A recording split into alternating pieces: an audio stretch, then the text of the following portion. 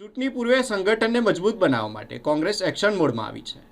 All Indian Congress સમિતિ દ્વારા શરૂ કરાયેલ રાષ્ટ્રીય પ્રતિભા શોધ અભિયાન અંતર્ગત આજ રોજ વડોદરા ખાતે ઇન્ટરવ્યૂ પ્રક્રિયા હાથ ધરવામાં આવી છે. કોંગ્રેસ દ્વારા પ્રતિભા શોધ અભિયાનનો પ્રારંભ કરવામાં આવ્યો છે. આ કાર્યક્રમનો મુખ્ય ઉદ્દેશ સમાજના વિવિધ વર્ગોમાંથી વિચારોમાં સ્પષ્ટતા ધરાવતા અને કોંગ્રેસના મૂલ્યો પ્રત્યે પ્રતિબદ્ધ કાર્યકરોને ઓળખી તેમને તાલીમ આપી પક્ષ માટે મજબૂત ટીમ તૈયાર કરવાનો છે.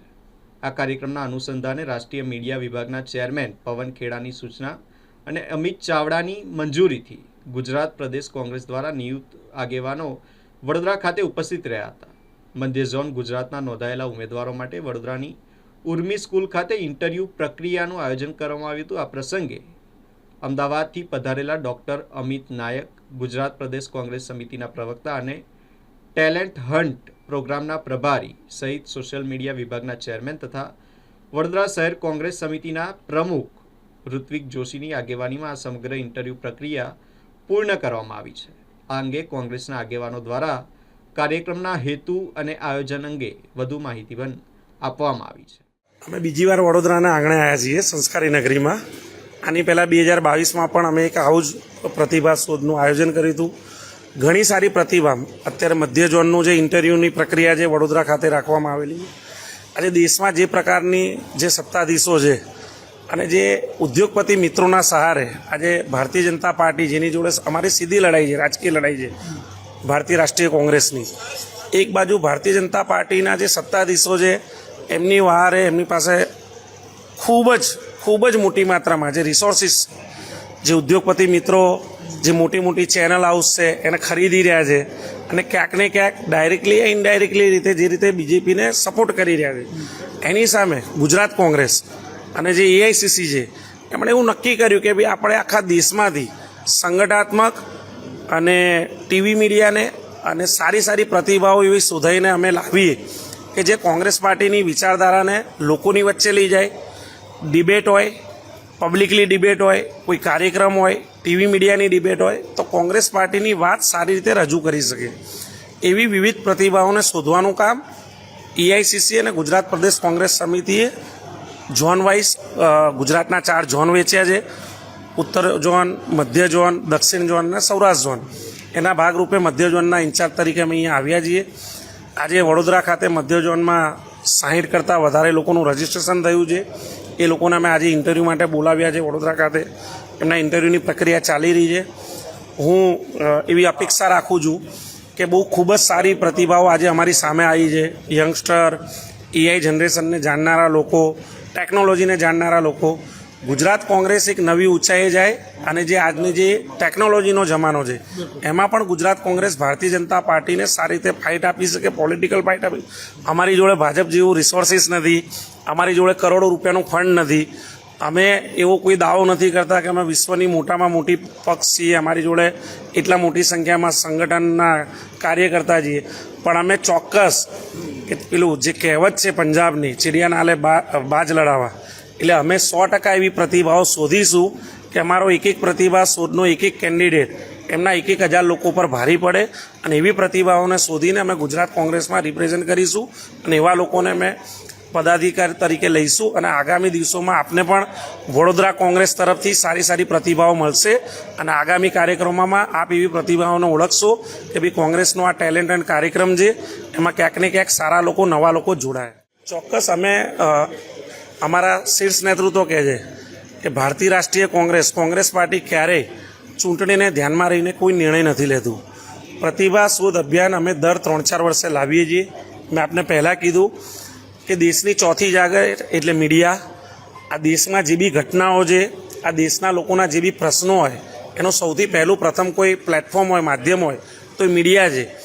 એ મીડિયાના પ્લેટફોર્મના માધ્યમથી કોંગ્રેસ પાર્ટી વતી, કોંગ્રેસની વિચારધારા વતી જે દેશના ગરીબ, પીડિત, શોષિત, વંચિત લોકો છે એના જે પ્રશ્નોને વાચા આપવા માટે એક સારું પ્લેટફોર્મ તૈયાર થાય અને એ સારા પ્લેટફોર્મમાં યોગ્ય વ્યક્તિ એને રિપ્રેઝેન્ટ કરે, એ જ અમારી પ્રતિભા શોધનું મૂળ બેઝ છે અને અમે એવા લોકોની પ્રતિભા શોધીને ગુજરાત કોંગ્રેસના સંગઠનને વધારે મજબૂત બનાવીશું.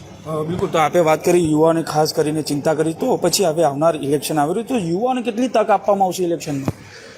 આજે વડોદરા ખાતે જે પ્રતિભા શોધ અભિયાન છે આપને જાણીને નવાઈ લાગશે અને મને ગર્વની વાત છે કે અમારા જે કેન્ડિડેટ આવ્યા છે એમાં એક 15 વર્ષની દીકરી પણ આવી છે, જેની ઉંમર માત્ર 15 વર્ષ છે. પણ એના ઇન્ટરવ્યૂમાં મેં એવું અનુભવ્યું કે એક 15 વર્ષની દીકરી જે કદાચ અમારા કોઈ 40-45 વર્ષના જે પરિપક્વ પ્રવક્તા હોય એના જેટલું નોલેજ ધરાવે છે. તો આ જ ખાસિયત છે, આ જ પ્રતિભા શોધની એક સારો પોઝિટિવ પ્લસ પોઈન્ટ છે કે આવી પ્રતિભાઓ બહાર આવે છે. અને અમે કોઈ ભારતીય જનતા પાર્ટી માટે ખાલી માત્ર નામ માત્ર કહેવા પૂરતું છે કે ભાઈ અમે વારસાગત પક્ષ નહીં ચલાવીએ, અમે વંશ પરંપરાગત નથી, અમે કોઈ વારસાગતને સીટ નહીં આપીએ. કોંગ્રેસ પાર્ટી તો સાચે અમે સાર્થક કરીને બતાવીશું. હવે આવી પ્રતિભા શોધના માધ્યમથી અમે નવા ચહેરાઓને સ્થાન આપ્યું. અમારા માટે ભારતીય જનતા પાર્ટીની જેમ ખાવાના દાંત અલગ અને બતાવવાના દાંત અલગ અમારા માટે નથી. આખા ગુજરાતની અંદર અમારા પ્રદેશ પ્રમુખ અમિત ચાવડા સાહેબના માર્ગદર્શનથી અને ઓલ ઇન્ડિયા કોંગ્રેસ કમિટીની સૂચનાથી આ ટેલેન્ટ હન્ટ પ્રતિભા શોધ અભિયાનની શરૂઆત થઈ છે. એમાં જે ગુજરાતમાં જે 4 ઝોન છે એમાં જે મધ્ય ગુજરાત છે એનું વડોદરા ખાતે અહીંયા સેન્ટર રાખવામાં આવ્યું છે. અને વડોદરામાં એટલે મધ્ય ગુજરાતમાં લગભગ 57થી 60 લોકો જે ઓનલાઈન એપ્લાય કરીને જે લોકો એમાં ઇન્ટરેસ્ટ બતાવ્યો છે અને કોંગ્રેસ વિચારધારા સાથે જોડાવાની વાત કરી છે, એવા તમામ લોકો સ્ટ્રીમ લાઇન થઈને અત્યારે અહીંયા લગભગ આખા દિવસ દરમિયાન 4 વાગ્યા સુધીમાં 57થી 60 લોકો અહીંયા આવવાના છે. જેમાં સ્ટુડન્ટ પણ છે, યુથ છે, મહિલા છે, એડવોકેટ પણ છે, સિનિયર પણ છે. એટલે આપ જોઈ શકો છો કે જે અમે આ ટેલેન્ટ હન્ટનું જે શરૂઆત કરી એમાં ઘણા બધા લોકો આમાં ઇન્ટરેસ્ટ બતાવી રહ્યા છે. તો એનો પ્રોસિજર આજે અમે અહીંયા જે ગ્રુપ ડિસ્કશન, પેનલ ડિસ્કશન અને ઇન્ટરવ્યૂનો પ્રોસિજર અહીં છે. ત્યારબાદ પ્રદેશના જે અમારું આવ્યા છે જ્યુરી એ લોકો નામ ઉપર લઈ જશે અને પછી ફાઇનલ એમાં ડિસિઝન આવશે. પણ ખુશીની વાત એ છે કે મધ્ય ગુજરાતમાં વડોદરામાંથી જે 50% જે પાર્ટિસિપન્ટ છે એ વડોદરા શહેરના છે. એમાં સ્ટુડન્ટ છે, યુથ છે, એડવોકેટ છે, મહિલાઓ છે. એટલે બહુ ગર્વ થાય કે ભાઈ કોંગ્રેસ પાર્ટીની વિચારધારા અને આ લોકો કેમ વિચારધારા સાથે જોડાઈ રહ્યા છે. કારણ કે એ લોકો અત્યારે જે સત્તામાં જે લોકો બેઠા છે એનું શાસન પણ જોઈ રહ્યા છે, એ ઓબ્ઝર્વ કરી રહ્યા છે. અને એમાં જ્યારે અતિશયોક્તિ થઈ જાય ત્યારે લોકો પણ ધીરે ધીરે એક ઓપ્શન વિપક્ષમાં કેવી રીતે અમે જોડાઈએ એની એ લોકો એક વિન્ડો જે શોધતા હોય છે. એના માટે એક આ સિંગલ વિન્ડો સિસ્ટમ જેવું અમે આ શરૂ કર્યું છે. અને આપણા માધ્યમથી આવનારા દિવસોમાં પણ જે વડોદરા શહેરના પ્રજાજનો છે એ પણ તમે જુઓ કે જે રીતે હવે કોંગ્રેસ પાર્ટી પર દિવસે દિવસે વિશ્વાસ વધતો જાય છે. જે વડોદરા શહેરમાં કોઈ પણ અમારા આંદોલન હોય, આજે એ આંદોલનોને જે રિસ્પોન્સ મળે છે, અમે જે મુદ્દા ઉઠાવીએ છીએ, એલપીજી ગેસનો વિરોધની મેટર હોય, SIR વખતે જ્યારે મધ્યરાત્રિમાં જે ફ્રોડ થયું હતું એનો મુદ્દો હોય, કે વડોદરામાં કોર્પોરેશનના જે ભ્રષ્ટાચાર થયા છે, જે વડોદરાના ખાડોદરા બનાવ્યું છે, મચ્છરની નગરી બનાવી છે, આ તમામ મુદ્દાઓ પર હવે લોકો પણ એવું કહે છે કે ના, કોંગ્રેસની વાત સાચી છે. અને એમનો વિશ્વાસ અમારી પક્ષ પર વધી રહ્યો છે. અને મને એવું લાગે છે કે આવનારા દિવસમાં જ્યારે કોર્પોરેશન ચૂંટણી પણ આવશે ત્યારે 100% પરિવર્તન આવશે અને કોંગ્રેસનું બોર્ડ વડોદરા શહેરમાં બનશે. એ રીતે જે પ્રમાણે પાર્ટિસિપન્ટ આવી રહ્યા છે એટલે અમારો પણ એક વિશ્વાસ વધી રહ્યો છે. મારું નામ રૂહી નગરશેઠ છે. મારી ઉંમર 15 વર્ષની છે. સૌથી પહેલાં તો કોંગ્રેસ પાર્ટીનું આ બહુ સારું પ્લેટફોર્મ છે જેમને અમને આપ્યું છે કે તમે તમારો ટેલેન્ટ બતાવી શકો. આજે I am not an adult but I can show that what political awareness I have, what political knowledge I have, and what I can do for this party. So this is a very good platform that they have given to me.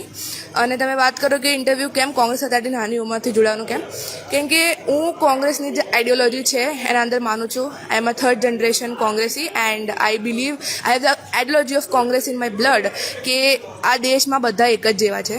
જે શ્રી રાહુલ ગાંધીજી કરે છે આ દેશ માટે, ભલે આટલા વખતથી સત્તામાં નથી પણ એમને જે પણ આ દેશ માટે કર્યું છે એ કોઈ પણ પ્રધાનમંત્રી કે કોઈ પણ વ્યક્તિ જે સત્તાના અંદર છે એનાથી વધારે પડતું કર્યું છે. એમને જે આ દેશને બધું કીધું છે, જે બધા સચ્ચાઈઓ એમને આ દેશ સામે લાવી છે, એ મને નથી લાગતું કે કોઈ સત્તા પક્ષનો નેતા કે કોઈ સત્તા પક્ષના મોટા વ્યક્તિ પણ આ દેશને કહી શકતા હતા. જેવી રીતે તમે વાત કરો હમણાં ઇલેક્શન આવશે તો જેવી રીતે હમણાં તમે સાંભળ્યું 15 વર્ષ, તો તમને કેવું થયું કે અરે 15 વર્ષની છોકરી ઇન્ટરવ્યૂ આપ્યો. તો મારી માટે એ જ વસ્તુ છે કે ભલે આજે હું 15 વર્ષની છું તો પણ મારા અવાજમાં એ તાકાત છે, મારા પાસે એ પાવર છે કે હું બોલી શકું છું. અને હું એવું બોલી શકું છું કે હું જે વસ્તુ છે એને સાચી પ્રૂવ કરી શકું છું. આજે મારે ના જુઠ્ઠું બોલવાની જરૂર છે, ના મારે કશું ડ્રામા કરવાની જરૂર છે. જે બોલીશ સાચું બોલીશ અને એ તાકાતથી બોલીશ કે આ દુનિયાને દેશને દેખાશે બધું.